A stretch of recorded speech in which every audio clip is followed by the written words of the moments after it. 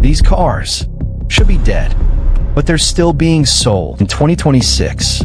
Not discontinued, not fixed, not even fully evolved. They're still on dealership lots, still being marketed, still convincing people to spend thousands on something already outdated. And today, I'm exposing them. The exact cars that look like smart decisions, but turn into expensive regrets. Because here's the truth no one tells you. Car companies don't always sell you the best car. They sell you the car that still makes them money, even if it's old, even if it's behind, even if it should have been killed years ago. So ask yourself, why are these cars still alive? Is it nostalgia? Is it branding? Or is it because most buyers never look deeper? Stay till the end. Because the last car on this list, people trust it, and that's exactly why it's the most dangerous one. Let's start with something that looks like a safe choice. The Nissan Frontier. At first glance, it makes sense. Strong design, practical size, not too flashy, not too risky. So imagine this. You walk into a dealership. You tell yourself, I just want something reliable, nothing complicated. You see the Frontier. It feels right, so you buy it. Fast forward 6 months. Now, things feel different. The drive? Not as refined. Fuel economy? Worse than expected. Tech? Already feels behind. And slowly it hits you. You didn't buy a bad truck. You bought an old truck, disguised as a new one. It's like paying full price for last generation thinking. And that's the real danger. Not failure, but stagnation. And that same trap shows up again in a much louder way. The Dodge Charger. Loud, aggressive, iconic, and quietly outdated. Now imagine this.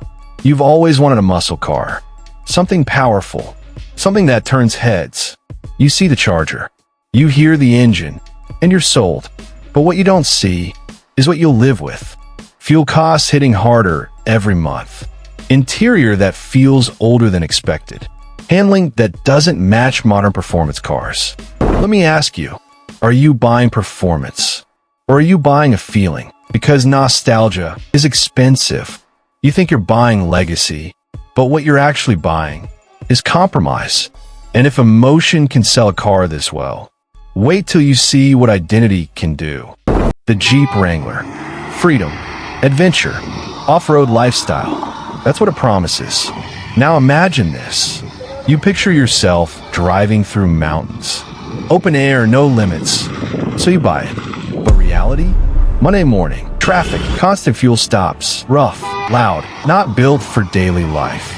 It's like wearing hiking boots to walk inside a mall. Most people don't need a Wrangler. They just love the idea of it. And that's how it survives. Not because it makes sense, but because it feels right. Now the next car, this one doesn't sell emotion. It sells something even more powerful. Price. The Mitsubishi Mirage. Cheap. That's the hook. Now imagine this. You're on a tight budget. You just need something affordable. You see the Mirage. Low price, great mileage. Feels like a win. Until you live with it. Weak engine. Minimal safety features. Cheap interior that reminds you every day. You save money up front, but lost value long term. Cheap today, expensive regret tomorrow. But none of these cars hide it as well as the last one. The Chrysler 300 looks premium, feels powerful, carries presence. Now imagine this. You want luxury without paying luxury prices. You see the 300. It feels like a smart move, but underneath, it hasn't truly evolved. Old platform, outdated tech, a design that hides its age extremely well. And that's what makes it dangerous. Because when something looks premium, you stop questioning it. Here's the reality. Cars don't stay alive because they're the best. They stay alive because they still sell. And they sell because most people don't look deeper. If you're buying a car in 2026, you cannot afford to think casually. Because the biggest mistake isn't buying a bad car.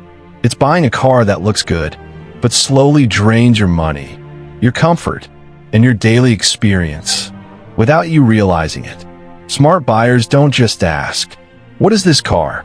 They ask, what should this car have been? And That leads to something even more interesting. If some cars survive, even when they're outdated, then why do some cars look so good, even when they're not? That's exactly what I break down in this next video. Go watch it now, because once you see it, you'll never look at cars the same way again.